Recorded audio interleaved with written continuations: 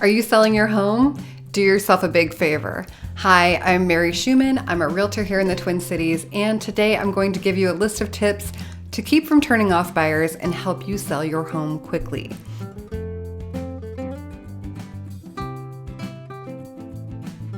I also have a checklist that you can download for free of things to do to prepare your home for sale, and you can get a copy of that or other downloads by clicking on the title of this video. That'll pop open the description box and you can download it right there. Right now, inventory is low, interest rates are low, and it's still a seller's market. But that doesn't mean that you can be sloppy if you're selling your home. Houses get the most traffic in the first week or so, and right now, most are under contract in that time. If yours sits there, it will quickly raise suspicion. I think of it as having a bad smell to buyers. They wonder why it hasn't gone and may avoid it. Don't miss this golden window of opportunity by turning buyers off when they walk into your home, especially because in this market, they'll likely be paying premium prices.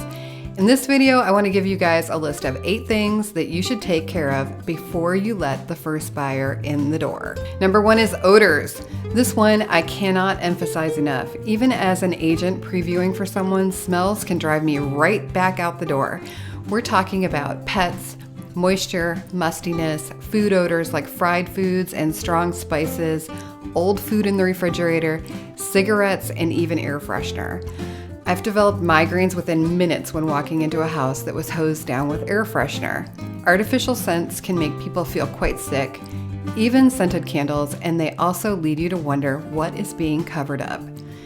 Cigarette smoke is another one. I don't see this all that often anymore, but I did go into a home that had obviously been owned by a heavy smoker, and even with all the windows open, it felt like we were walking through an ashtray. So depending on the severity of this, the walls should be painted with an odor-killing primer and then painted, carpets and drapery removed, etc. There isn't a big market for homes that need to be remediated in order to live in them unless you really want to sell at a big discount.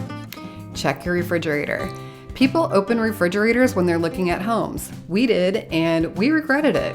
The seller had left fish in there for well past the time when it should have been cooked or thrown away, and the smell nearly knocked us out. We didn't even make it past the kitchen. Number 2 is taxidermy. I don't think this is just a Minnesota thing, but if you hunt or fish, and a lot of people here do, take the dead animals off your wall when you go to sell. You can rehang them in your new home, but keep in mind that you are trying to appeal to the largest possible audience and you want to refrain from alienating people. Some people are really alienated by dead animals hanging on the wall. Number 3 is your actual pets. I love dogs, but not everyone does. Not everyone enjoys having a dog nose pushed into their nether regions, and many actually don't enjoy the kisses either. Your pet may also have some territorial feelings that surprise you, and they may nip, bark, or jump on people that are there to see the home. Cats are a little easier, but they can be sneaky and slip out an open door. No one wants to be responsible for your pet escaping. If you have a cat, make sure that the litter box is sparkling clean. See number 1 about odors. Other animals like snakes, lizards, rodents, etc., remove them if you can, and if you can't, make sure that the cage is very secure and very clean. Number 4 is pests. Do you have an inkling that there might be a mouse? Seen a roach a time or two? Ants in the kitchen? Does Fido have fleas? Please make sure that all of these things are handled before a potential buyer gets an unwelcome surprise. Number 5 is carpet. I'm going to say specifically carpet in the bathroom. If you have carpet in the bathroom or the kitchen, I've seen it, remove it and have a hard floor installed. Carpet in those areas just screams dirt, and no one wants to buy someone else's dirt.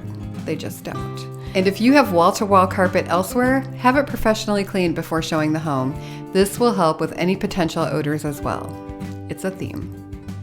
Number 6 is ceilings. If you have acoustic tile ceilings in any room, it would be worth your while to have them replaced with drywall. This also applies to popcorn ceilings. People are very turned off by this. If the drywall underneath the popcorn is good, it may be possible to just scrape this and paint. Number 7 is locked rooms. Limited access to a building while you have a buyer looking at it will raise some questions. no one's mind jumps to, hey, that must be where they keep their jewelry. It's usually more like, is that where they're hiding the bodies? So always lead with transparency and don't introduce doubt or assume that someone will come back to look at your house again. And number 8 is mismatches. People don't always replace all of their appliances at once, but if you've got an avocado green refrigerator and stainless steel dishwasher, it can be glaring and reinforce exactly how old that green appliance is. Some things, like refrigerators and dishwashers, can be inexpensively updated to match new ones with either a panel or appliance paint to give a cohesive look to a kitchen.